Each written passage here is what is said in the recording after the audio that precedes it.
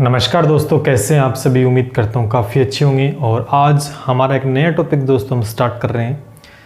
Specially ग्राम सेवक के लिए क्लासेस चल रही दोस्तों मैथ सेक्शन के लिए, जिसमें हमने सरल ब्याज और चक्रवर्ती ब्याज को बहुत अच्छे से कंप्लीट दोस्तों कर लिया है।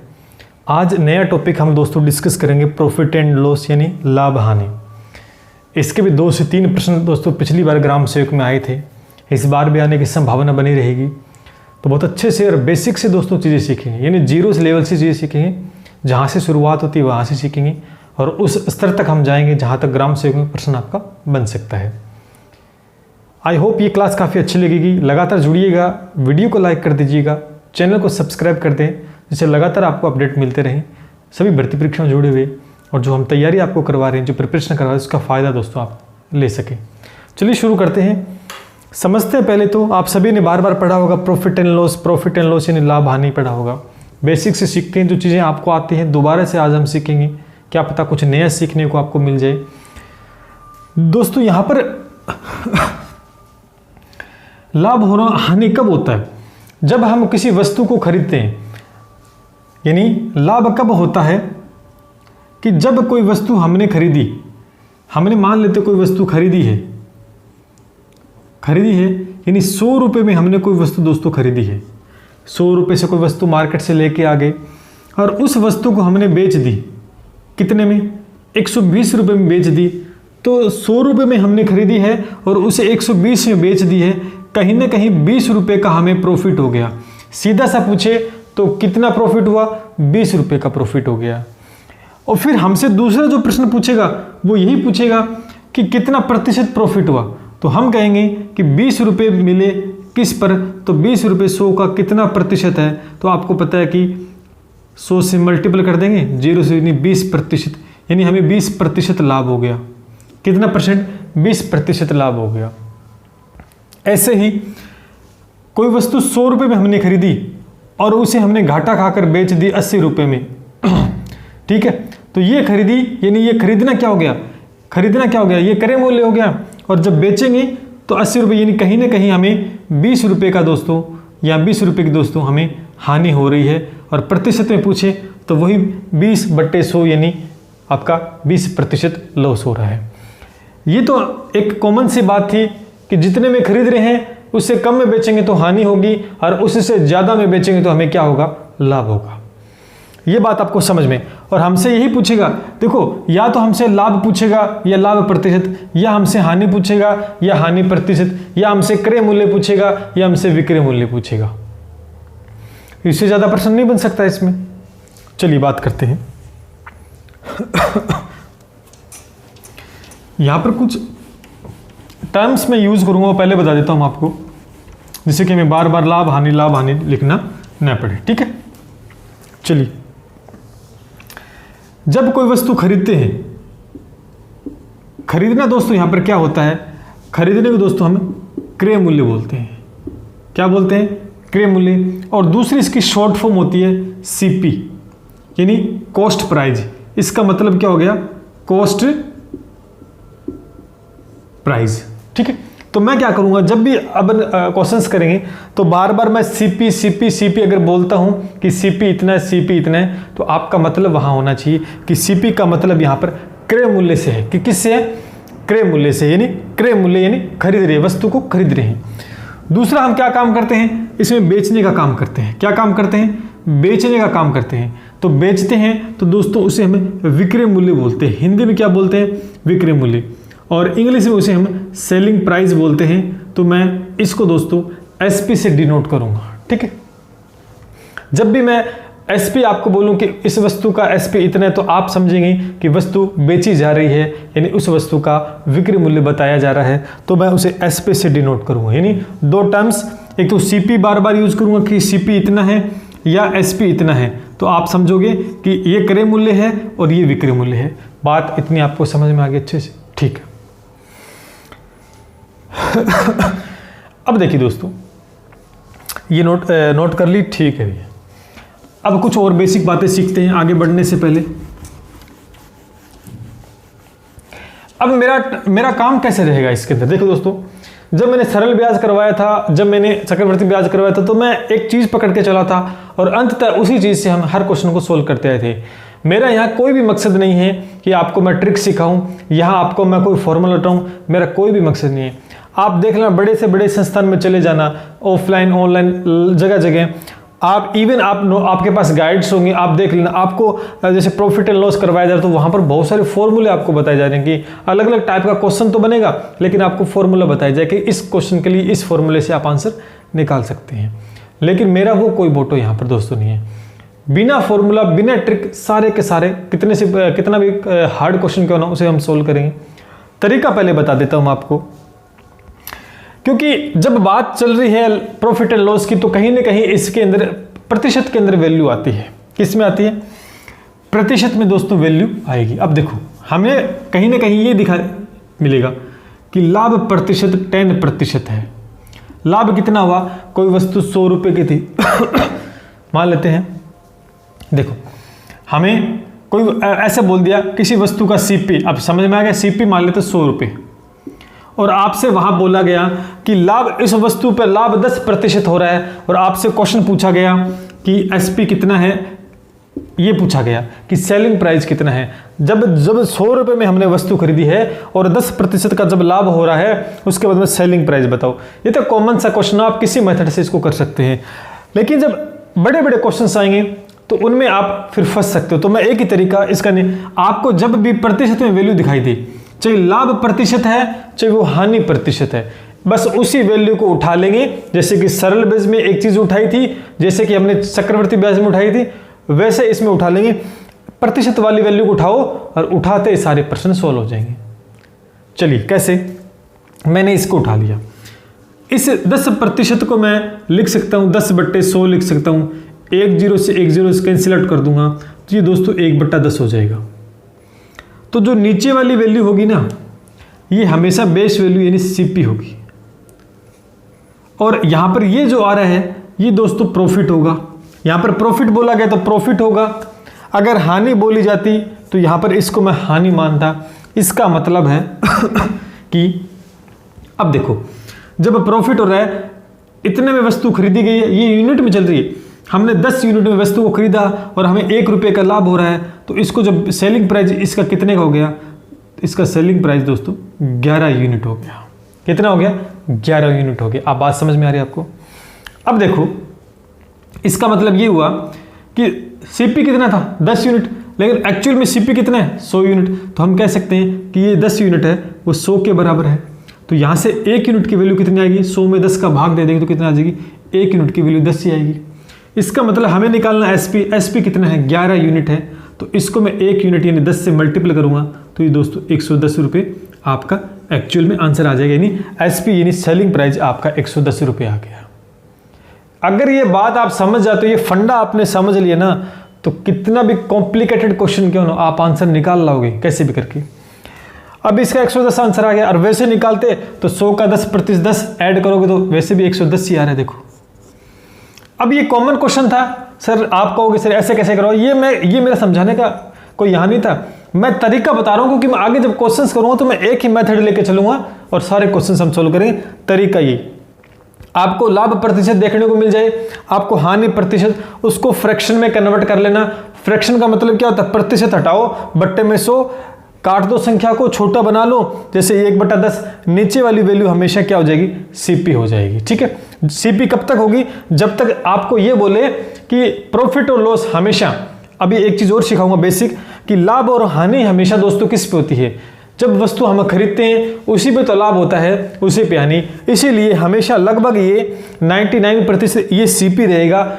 लेकिन जब आपको पेपर में ये बोल दे क्वेश्चन में कि लाभ और हानि सेलिंग प्राइस यानी विक्रय मूल्य पर हो रही है, उस कंडीशन में इसको हम एसपी लेंगे। आगे ऐसे क्वेश्चंस आएंगे तब हम डिस्कस करेंगे, अदरवाइज आपको सीपी लेना है, क्योंकि जो प्रॉफिट और लॉस होता है ना, वो हमेशा क्रय मूल्य पर होता है। और ये बात दिमाग में बैठा लो, जितने में वस्तु खरीदी जा रही है ना, उसी पे ही लॉस होगा और उसी पे घाटा होगा। सॉरी, दोनों एक ही अर्थ है, उसी पे प्रॉफिट होगा और उसी पे लॉस होगा। इस पे कभी, लेकिन पेपर में ये बोले ना कि विक्रय मूल्य पर आपका प्रॉफिट हो रहा है, तब उस कंडीशन में इसको मैं क्या मानूंगा? सीपी की जगह एसपी मानूंगा। अदरवाइज मैं इसको सीपी मानूंगा। ऊपर प्रॉफिट और लॉस, प्रॉफिट होता है तो जोड़ कर निकल जाएगा एसपी, और घाटा होगा तो भी एसपी निकल जाएगा, 9 यूनिट घाटा हो जाता एक की, लेकिन प्रॉफिट था तो जोड़ दिया। बात समझ में? ये एक बेसिक फंडा था। अब चलते हैं हम क्वेश्चंस पे, छोटे छोटे क्वेश्चन लेके बड़े स्तर के क्वेश्चन हम लेंगे। चलो नोट कर ले, अगर आपको समझ में आ गया तो लाइक कर दे वीडियो को। चलिए दोस्तों, फिर एक छोटे से क्वेश्चन से हम शुरुआत करते हैं कि क्वेश्चन आपके पास है कि एक व्यक्ति 80 रुपये में, कितने रुपए में? 80 रुपये में, एक व्यक्ति 80 रुपये की वस्तु को 10% लाभ पर बेचता है, तो उस वस्तु का विक्रय मूल्य बताओ। ठीक है, तो यहां पर एक चीज आपको देखो, क्वेश्चन को आसान कैसे बनाते हैं।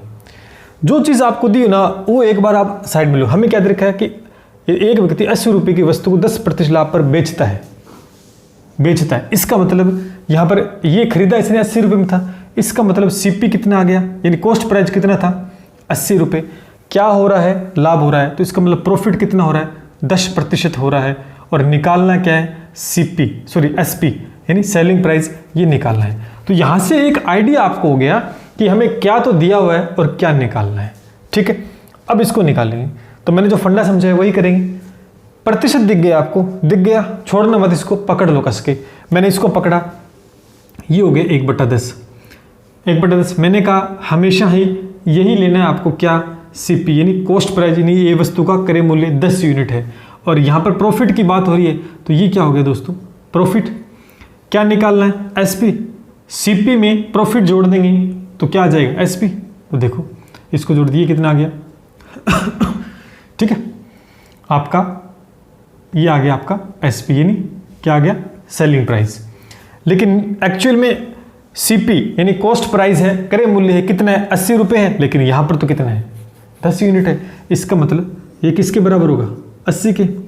अब 1 यूनिट की वैल्यू निकालोगे तो 10 से भाग दे देंगे तो कितना आ जाएगा? 1 यूनिट की वैल्यू क्या आ जाएगी? 8 आ जाएगी। हमें निकालना है विक्रय मूल्य यानी सेलिंग प्राइस, तो इसको 1 यूनिट से मल्टीपल कर देंगे तो ये आ गया 88 रुपये दोस्तों, आपका सेलिंग प्राइस आ गया। बताओ समझ में आएगा नहीं? मैं आपका बेसिक स्ट्रॉन्ग करना चाहता हूँ जिससे कहीं आप अटके नहीं। बिल्कुल छोटा सा क्वेश्चन था, बड़े आराम से हमने इस क्वेश्चन को सोल्व कर लिया है। ठीक है, तो चलते हैं फिर आगे। नेक्स्ट क्वेश्चन देखते हैं दोस्तों। क्या दे रखा है? कह रहा है कि किसी वस्तु को 1000 रुपये में बेचने पर, कहने का मतलब 1000 रुपये में बेच रहा है, इसका मतलब 1000 रुपये क्या हो गया? विक्रय मूल्य हो गया। 20% की हानि होती है, यानी 1000 रुपये में बेची ना उसको तो 20% की हानि हो गई।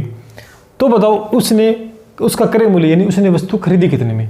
तो जो चीज़ दे रखी है वो लिख लेते हैं। बेच रहा है तो इसका मतलब हमें सेलिंग प्राइस दे रखा है, एसपी दे रखा है 1000 रुपये। यहाँ से एक आइडिया ऐसे लिख लिया करो, ऐसे आइडिया हो जाएगा आपको कि क्या दे रखा है, क्या निकालना है। अब हानि दे रखी तो लॉस दे रखा है, एल का मतलब क्या हो गया? लॉस। वो आपको दे रखा है 20% दे रखा है। और निकालना क्या? क्रय मूल्य यानी सीपी निकालना है। ठीक है, बड़ा आसान सा तरीका मैंने आपको समझा रखा है, बस हम वही यूज़ करेंगे। मैंने कहा प्रतिशत उठा लो, चाहे प्रॉफिट है चाहे लॉस है। मैंने इस 20% को उठाया, ये क्या है? ये दोस्तों लॉस यानी हानि हो रही है। तो 20% का मतलब होता है 20/100। कहीं ना कहीं दोस्तों ये होता है 1/5 होता है। मैंने क्या बताया? हानि हो रही है और या लाभ हो रहा है, तो हमेशा किस पे हो रहा है? क्रय मूल्य पे होता है हमेशा। जब तक ये ना बोले ना कि लाभ और हानि विक्रय मूल्य पे हो रहा है, तब तक हमें कॉस्ट प्राइस मानना है। तो ये दोस्तों क्या हो गया? कॉस्ट प्राइस यानी इतने में खरीदी है और हानि हो रही है, तो ये दोस्तों लॉस हो गया। अब सेलिंग प्राइस कितना आ गया? 1 का घाटा हो रहा है, तो 5 में 1 का घाटा, तो 4 यूनिट होगी। तो ये आपका क्या आ गया है? ये एसपी आ गया, 4 यूनिट एसपी आ गया। समझ बात को? अब देखो, अब हमें दे क्या रखा? देखो एसपी दे रखा है 1000 रुपये, लेकिन हमारा कितना आया भैया? हमारा यूनिट कितना है? 4 यूनिट है ना। इसका मतलब ये 4 यूनिट है, ये किसके बराबर हो जाएगी? ये किसके बराबर हो जाएगी? 1000 रुपये के बराबर होगी कि नहीं होगी? होगी। अब यहाँ से 1 यूनिट की वैल्यू निकाल लो, 4 का भाग देंगे 1000 में तो 25 चौके 100 के होते हैं ना, ये कट जाएगा। तो 1 यूनिट की वैल्यू कितनी आ जाएगी? 25 चौके 100, 250 आ जाएगी। कितनी आ जाएगी? 1 यूनिट की वैल्यू कितनी आ गई? 250 आ गई। और हमें निकालना क्या है दोस्तों? सीपी। सीपी कितना है? 5 यूनिट है, 1 यूनिट की वैल्यू 250 आ गई। तो फिर इसको किससे मल्टीपल कर देंगे? इसको 250 से मल्टीपल कर देंगे। तो आप 250 से इसको करो, 25 5 कितने होते हैं? 125 होते हैं, और आगे 0 लगा देंगे, 1250। यानी उस वस्तु को कितने में खरीदा था? उस वस्तु को उसने 1250 में खरीदा था, बेचा 1000 में था, तब जाकर 20% का घाटा हुआ। 20% का घाटा हो गया उस समय। तो बात समझ में आई? ये देखिए आपका आंसर, मतलब इस तरीके से करोगे ना आप तो आपका उत्तर कतई गलत दोस्तों नहीं होगा। ये बहुत ही यूनिक और बहुत ही अपने आप में एक बहुत अलग कंसेप्ट है दोस्तों, इससे बड़े से बड़ा प्रश्न सॉल्व हो जाएगा। मैंने आपको एक ही बात बता दी, जब भी प्रॉफिट लॉस आ जाए सीधा सा प्रतिशत दिखाई दे पकड़ लेना, बस उत्तर आ जाए। देखो जब मैं प्रतिशत की वैल्यू को ऐसे फ्रैक्शन में कन्वर्ट करता हूं तो देखो एक तो कॉस्ट पर आ जाता है, एक आपका ऊपर प्रॉफिट और लॉस आ जाता है, एक घटाने पर जोड़ने पर आपका सेल, तीनों चीज तो आ गई यूनिट में। कहीं ना कहीं दो चीज आपको दे रखी होगी, वहां से आप उत्तर निकाल सकते हैं। नोट कर लें इसको। और मजा आ रहा है रील के अंदर, आपको अच्छा कंसेप्ट लगा है तो दोस्तों लाइक कर दे, वीडियो को शेयर मार दे और चैनल को सब्सक्राइब कर दे। चलिए दोस्तों अगला क्वेश्चन देखते हैं और धीरे धीरे क्वेश्चन का जो स्तर रहेगा दोस्तों हमारा बढ़ता चला जाएगा। मैं उम्मीद करता हूं कि आपको बहुत अच्छी सी चीज समझ में आ रही है। अगर कहीं आपको डाउट लगे तो कमेंट में पूछ लिया करो। अब की बार देखिए क्वेश्चन थोड़ा सा अच्छा है। कह रहा कि किसी वस्तु को 630 रुपये में बेचने पर, यानी 630 रुपये में बेच रहा है, इसका मतलब उस वस्तु का सेलिंग प्राइस यानी विक्रय मूल्य 630 रुपये है। बेचता है ना तो 10% की हानि होती है। अब पता नहीं कि उस वस्तु कितने में खरीदा, नहीं पता, तो उस वस्तु अगर 910 रुपये में बेचे ना, पहले इसको 630 रुपये बेचा, इसने कहा कि पहले इसको 630 में बेचा है तो 10% की हानि हो गई। लेकिन ये कह रहा है कि इसी वस्तु को 630 में ना बेच के अगर मैं 910 रुपये में बेचूं तो मेरे को क्या होगा, लाभ होगा या हानि होगी, वो भी प्रतिशत में आप बताओ। अब दोस्तों हम कैसे बता सकते हैं कि इस वस्तु पे लाभ हो रहा है या हानि हो रही है? ये हम ऐसे बता सकते हैं कि जब हमें पता हो कि वस्तु खरीदी कितने में है ना, वस्तु खरीदी, इसका मतलब उस वस्तु का क्रय मूल्य अगर मुझे पता है ना तो फिर हम बता सकते हैं। क्यों? क्योंकि फिर हमें तो बेचने वाला तो प्राइस दे रखा है, 910 में बेच रहा है और उस वस्तु खरीदी कितने में तो पता लग जाए तो हम कह सकते हैं कि लाभ हो रहा है, है ना। वो कहां से निकलेगा? वो ऊपर वाली लाइन से निकलेगा। क्यों? पहले वस्तु वही है, उसको बेच रहा है इतने में, लेकिन यहां पर हानि हो रही है और 10% लेके हम क्या निकाल सकते हैं, क्रय मूल्य, और वहां से क्रय मूल्य और इसका डिफरेंस देके हम बता सकते हैं कि लाभ हो या हानि हो। चलिए तो ऊपर वाली लाइन जो दे रखी है उससे निकालेंगे। तो ऊपर वाली लाइन में क्या दे रखा है, देखो कि हमें 630 में बेचने पर, यानी SP हमें 630 दे रखा है। पहला SP1 लिख देता हूं मैं, SP1 यानी पहला SP दे रखा है और वहां पर लॉस कितना दे रखा है, 10%। तो इन दोनों से मैं कॉस्ट प्राइस निकालूंगा सबसे पहले उस वस्तु का। कैसे? मैंने अच्छा 10% ना, तो मैंने कहा 10% को फ्रैक्शन में कन्वर्ट करेंगे हैंड टू हैंड, तो 10% का मतलब हो गया 1/10। और ये हमेशा मैंने बताया CP लेंगे। यहाँ पर क्या हो रहा है, हानि, तो ये दोस्तों लॉस हो जाएगा, और ये लॉस हो रहा है तो 10 में, यानी ये 9 आ गया, तो ये दोस्तों आपका SP आ गया। क्या आ गया? SP आ गया, नो डाउट। अभी समझा के आया हूं, आपको याद होगा। लेकिन SP 9 यूनिट नहीं है, कितने है, 630 रुपये है। इसका मतलब ये 9 यूनिट है, ये 630 के बराबर होगी कि नहीं होगी, होगी। तो यहाँ से हम क्या निकाल सकते हैं, 1 यूनिट की वैल्यू 9 से भाग देंगे, 9 7 कितने होते हैं, 63, आगे 0 आ गया। तो 1 यूनिट की वैल्यू कितनी आ गई, 70। तो हम कह सकते हैं कि फिर अगर 10 यूनिट CP है तो 1 यूनिट की वैल्यू से मल्टीपल कर देंगे, तो 700 रुपये क्या आ गया भैया, कॉस्ट प्राइस आएगा नहीं आया। यानी उस वस्तु को कितने में खरीदा, उस वस्तु को हमने 700 रुपये में खरीदा था, यहाँ से हमने निकाल लिया। तो इसका मतलब कि इसकी वैल्यू कितनी आ गई, 700 रुपये। अब उस वस्तु को 700 में खरीदा, अब इसका काम खत्म हो गया SP1 का। क्यों? क्योंकि यहाँ से निकाल लिया। अब इसे निकाल के उस वस्तु को इतने में ना बेचकर SP2 उसका मैं बेच रहा हूँ 910 रुपये में बेच रहा हूँ। अब बताओ फायदा हो रहा है। अब देखो आप खुद बता सकते हो कि 700 में खरीदी है, 910 में बेच रहे हैं, तो स्पष्ट क्या हो रहा है, लाभ। तो इसका मतलब यहाँ आपको कंफर्म पता लग गया कि लाभ हो रहा है। ठीक है, कितने का हो रहा है? आप कहोगे सर लाभ हो रहा है वो 210 का हो रहा है। कैसे? 9 से में से 700 जाएंगी तो 800, 200 और 10 ऊपर है तो 210। तो कहीं ना कहीं लाभ हो रहा है, लाभ हो रहा है। कैसे? क्योंकि 910 में बेच रहा है और खरीदी 700 में थी, तो इनका डिफरेंस जो आ रहा है वो 210 रुपये आ रहा है। बात समझ में आ रही है आपके? ठीक है। अब देखो ये 210 रुपये किस पे लाभ हुआ, ये क्रय मूल्य पे तो होगा। तो अब प्रतिशत में निकालना, देखो प्रतिशत निकालना है तो यहाँ पे निकालूंगा लाभ प्रतिशत। तो कितने का लाभ हुआ, 210 का। किस में हुआ, 700 में तो हुआ था, तो बट्टे 700। और प्रतिशत निकालना है तो 100 से भाग। 2 जीरो से 2 जीरो मल्टीपल, 7 21। कहने का मतलब 30% आपको क्या हो गया लाभ। कब? जब उस वस्तु को 630 में ना बेचकर 910 में बेचूंगा तो 30% का लाभ हो गया। बताओ कैसा लगा। और इसी प्रश्न को करवाने के लिए बड़े से बड़ा संस्थान जिन्होंने कम से कम 10-15 सालों का एक्सपीरियंस है, वो टीचर आपको इनके फॉर्मूलाज बताते हैं। ये मैंने खुद रिलाइज देखे, ऑफलाइन के अंदर भी देखे और यहाँ पर ऑनलाइन में तो मैं वीडियोस देखते रहता हूँ कि किस टाइप से करवा रहे हैं। तो देखा तो इस हिसाब से तो कोई नहीं करवाता। फॉर्मूला बता देंगे कि जब 2 SP दिए हो ना तो ये फॉर्मूला लगा देना वहाँ पर ऐसा कुछ करवाते हैं। तो मैं आपको वो सिखाने की कोशिश कर रहा हूँ कि मैथ भी रट नहीं सकते आप। मैथ को रटना नहीं है, वो रटवाना चाहते हैं आपको ट्रिक बताकर फॉर्मूला, लेकिन मैं सिखाना चाहता हूँ आपको कि उत्तर एक्चुअली में आता कहाँ से। तो बताओ कैसा लगा ये तरीका। बिल्कुल आसान, कोई चीज़ रटनी नहीं पड़ी, बिल्कुल बेसिक से सिखा रहा हूँ आपको मैं। चलो नोट करो इसको। तो दोस्तों नेक्स्ट क्वेश्चन देखते हैं। देखिए इस टाइप का क्वेश्चन कई बार एग्जाम में देखने को मिलता है। कह रहा है कि यदि 15 वस्तुओं का क्रय मूल्य 12 वस्तुओं के विक्रय मूल्य के बराबर है तो लाभ प्रतिशत आपको बताना है। जो जैसे ही यहाँ पे आपको पता लगे कि लाभ प्रतिशत दिमाग में आना चाहिए कैसे कि यार कॉस्ट प्राइस पता है और सेलिंग प्राइस पता हो तो मैं लाभ प्रतिशत निकाल सकता हूँ। तो चलिए फिर देख लेते हैं कैसे होगा ये क्वेश्चन। जैसा कि क्वेश्चन में बोला गया है वैसे लैंग्वेज में इसने कहा कि 15 वस्तुओं का, यानी 15 वस्तुओं का क्रय मूल्य। तो इसका मतलब 15 वस्तुओं का क्रय मूल्य कितना होगा? 15 CP। वो बराबर किसके? 12 वस्तुओं के SP के बराबर है। तो मैं इसको ऐसे कर सकता हूँ, CP बट्टा SP लिख सकता हूँ। मैं इसको इधर ले आऊँगा, इसको इधर भेज दूँ नीचे, तो 12/15। इसका मतलब कॉस्ट प्राइस, CP का मतलब समझते हो ना, मैंने शुरू में बताया, बार बार मैं क्रय मूल्य नहीं बोलूँगा। CP कितना हो गया? 12 रुपये। SP कितना हो गया?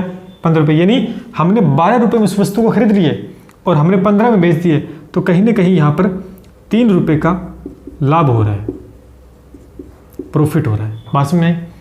3 रुपये का लाभ हो रहा है। और लाभ किसे बताना है? प्रतिशत में। तो जो 3 रुपये का लाभ हो रहा है वो किस में हो रहा है? 12 में तो हो रहा है, तो बट्टे में 12, और प्रतिशत में तो 100 से मल्टीपल। 4 तिये 12 और 25 चौके 100, यानी कहने का मतलब 25% दोस्तों क्या आ गया? लाभ आ गया। ठीक है, तो बिल्कुल कुछ नहीं था, जैसा प्रश्न में बोला गया था मैंने तो वैसा ही लिखा था। लेकिन मुझे एक दिमाग में ये बात थी कि क्रय मूल्य पता है, CP पता है, SP पता है, तो मैं निकाल लूँगा प्रॉफिट और लॉस। तो जैसा था वैसा हमने लिख के इसको सोल्व कर दिया। ठीक है, चलिए नोट करें इसको भी। चलिए दोस्तों अगला क्वेश्चन देखते हैं, और बड़ा ही अच्छा क्वेश्चन है। ऐसे क्वेश्चन लगभग आते हैं और ये बिल्कुल सिंपल मेथड है इनका। देखिए इसने क्या बोला है कि किसी वस्तु को 20% हानि की अपेक्षा 20% लाभ पर बेचने से 270 रुपये अधिक मिलते हैं। यानी 20% हानि की अपेक्षा 20% लाभ पर अगर मैं बेचूं तो उसे 270 रुपये अधिक मिलते हैं, न कि 270 रुपये मिलते हैं, उसको 270 रुपये अधिक मिलते हैं। तो उसका क्रय मूल्य बताओ। ऐसा प्रश्न जब भी आपको देखने को मिले, यानी जब भी ऐसा प्रश्न आपको मिले, यहाँ पर क्या हो रहा है? यहाँ पर देखो पहले लॉस हो रहा है, उसके बाद में क्या हो रहा है? उसके बाद में क्या हो रहा है दोस्तों? यहाँ पर प्रॉफिट हो रहा है। जब आपको एक दूसरे का विपरीत मिले कि पहले लॉस हो रहा है, बाद में नहीं, एक लॉस हो रहा है और एक प्रॉफिट हो रहा है, तो वहां पर इन दोनों को हमेशा प्लस कर देना। आपको क्या कर देना है? प्लस। समझ लो इस चीज को। जब भी आपको लॉस और लॉस दे दोनों जगह, तो आपको इन दोनों को क्या कर देना है? माइनस कर देना है। ठीक है, जब प्रॉफिट और प्रॉफिट दे दे कि पहले प्रॉफिट बाद में प्रॉफिट दे रखा है, तो आपको माइनस कर देना है, दोनों को माइनस कर देना है। और जब आपको प्रॉफिट दे पहले और फिर लॉस दे आपको, तो दोनों को जोड़ देना है। कहने का मतलब हो गया कि जब दो समान दे रखा है ना, जब दो समान है, लाभ और लाभ दे तो आपको माइनस करना है, हानि दे तो माइनस करना है। जब हानि और लाभ दे दोनों एक दूसरे के विपरीत है तो उनको जोड़ देना है। बस सिंपल सा मेथड ये यूज करना है, और इतना जब करोगे तो बस खेल खत्म हो जाएगा। कैसे? क्रय मूल्य निकालना है। पहले क्या हो रही है? हानि, उसके बाद में क्या हो रहा है? लाभ। तो इसका मतलब टोटल कितना हो गया? 40%। क्यों? क्योंकि मैंने बताया कि भी जब हानि होती है और बाद में लाभ बताता है तो दोनों को जोड़ देंगे। अब ये 40% हुआ तभी तो 270 रुपये अधिक मिले। बात समझ में आ रही है? यानी 40% हुआ तभी तो 270 ज़्यादा मिले। इसका मतलब ये 40% 270 के बराबर होगा। तो क्रय मूल्य क्या है? अपने आप में 100% होता है। तो 1 भाग की वैल्यू निकाल लें यहाँ पर, 270/40%, और इस 40% को मैं हटाऊंगा प्रतिशत को, तो कहोगे सर यहाँ पर तो क्या चला जाएगा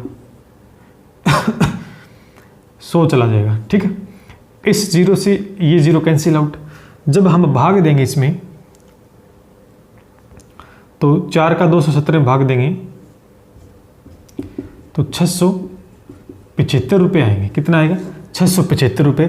और ये क्या है आपका अपने आप में एक 100% होता है दोस्तों, तो ये आपका क्रय मूल्य आ गया। बात समझ में आ रही? ऐसे प्रश्नों की पहचान आपको रखनी है। सिंपल सा मेथड है, जब भी आपको अधिक दे ऐसा ही प्रश्न मिलेगा आपको, ऐसे ही लैंग्वेज मिलेगी तो अधिक। तब देखो पहले 20% हानि है तो उसको जोड़ा क्यों हमने, कि पहले हानि हो रही है फिर लाभ हो रहा है, तो यानी उस हानि की भरपाई की हमने उस 20% की, और उसके बाद में 20% लाभ हमने और कमाया, तब इसका मतलब 40% हो गया। इस हिसाब से दोस्तों जुड़ता है। तो इसके बराबर रखेंगे तो 240% इक्वल 270, और आपका एक पार्ट यानी जो अपने आप में 100% होता है वो वैल्यू आ जाएगी, वो क्रय मूल्य एक्चुअल में आपका होगा। तो नो डाउट चीज़ें बिल्कुल सपाट और सीधी हैं, तो आप इसको नोट करें।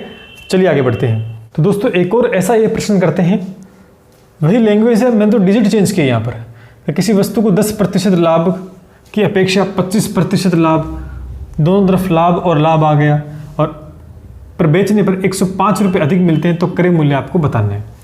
तो यहाँ पर प्रॉफिट है, उसके बाद में भी प्रॉफिट है, तो मैंने कहा दोनों आपस में क्या हो जाते हैं माइनस। समझाया था? अब देखो माइनस कितना हो गया 10% और 25% जाए तो 15% बचेगा, और ये 15% किसके बराबर होगा, ये 15% हुआ तभी तो 105 रुपये अधिक मिले, तो आपको ये 105 के बराबर। तो यहाँ से 1 की वैल्यू निकाल लोगे, 105 बट्टा में कितना आ गया 15, और इस प्रतिशत को नीचे आएगा तो हटा देंगे तो ऊपर चला जाएगा 100। 15 साथे कितने होते हैं 105 होते हैं, तो 15 साथे 105, 7 को 100 से गुणा करें तो 700 रुपये आपका क्रय मूल्य आ जाए। बताओ, मतलब कुछ नहीं ऐसे प्रश्नों में, और इन प्रश्नों के लिए हम बिल्कुल ही मतलब एक्स्ट्रा दिमाग लगा लेते हैं और फिर कॉम्प्लिकेटेड बना लेते हैं। तो यानी बड़े आराम से इस चीज़ों को आप समझ पाए होंगे, और ये सीधे सीधे प्रश्न आते हैं कई बार एग्जाम में, 1 सेकंड भी नहीं लगता इनको करने में, लेकिन फिर भी हम गलत करते हैं। क्यों? क्योंकि हमारा तरीका गलत होती है, हमारी अप्रोच गलत होती है। तो उम्मीद करता हूं कि आज की क्लास में जो हमने क्वेश्चंस किए, और क्वेश्चंस करवाने का मेरा मकसद नहीं है यहाँ पर, मेरा मकसद एक है कि आपका बेसिक स्ट्रोंग में आपकी नींव मजबूत करना चाहता हूं। अगर दोस्तों मकान की नींव मजबूत होती है ना, तो उसके ऊपर घर खड़ा आराम से किया जा सकता है। अगर हमने नींव मजबूत कर दी तो कोई सा भी मिस्त्री आ जाए उस नींव के ऊपर वो मकान खड़ा कर देगा, क्योंकि हमने बेस तो किसी ने बना के दिया आपको।